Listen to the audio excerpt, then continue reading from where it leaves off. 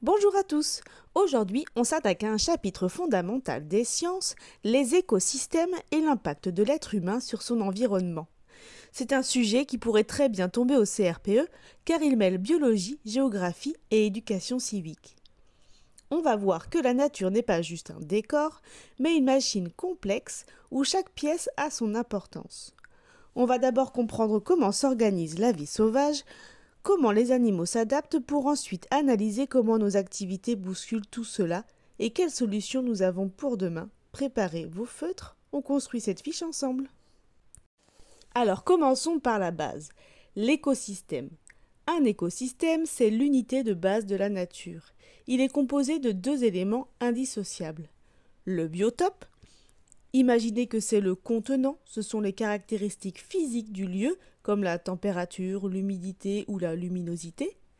Et la biocénose, c'est le contenu. Il s'agit de l'ensemble des êtres vivants, animaux, plantes, champignons, qui interagissent dans ce lieu. Au sein de cet ensemble, personne ne vit seul. Il existe une interdépendance trophique. Regardez ce schéma. Les producteurs primaires, comme les herbes ou les murs, créent de la matière à partir du soleil. Ils sont ensuite mangés par les consommateurs primaires, comme la chenille ou le campagnol. Ces derniers sont chassés par les consommateurs secondaires ou tertiaires, comme la mésange, la martre ou encore le renard. Enfin, les décomposeurs, vers de terre, bactéries, recyclent les cadavres et les feuilles mortes en minéraux pour nourrir à nouveau les plantes. C'est un cycle éternel. Pour que ce cycle fonctionne, chaque espèce doit être à sa place.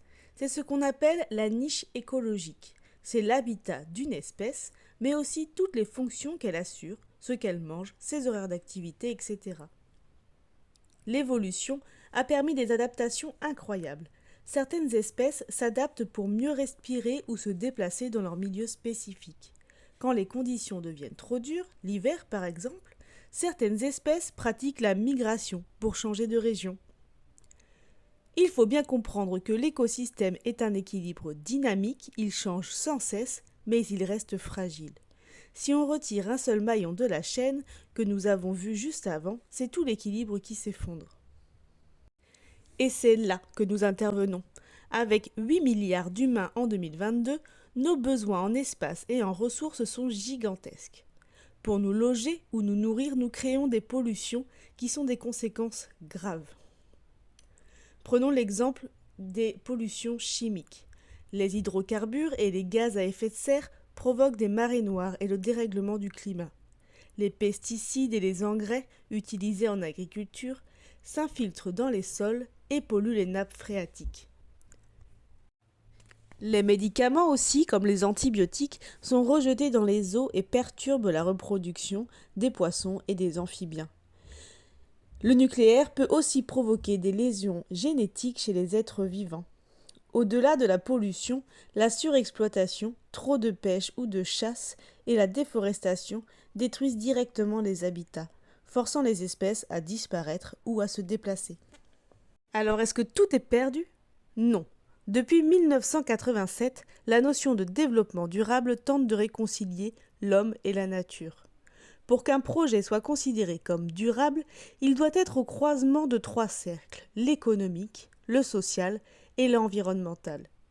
Des actions concrètes sont mises en place un peu partout dans le monde.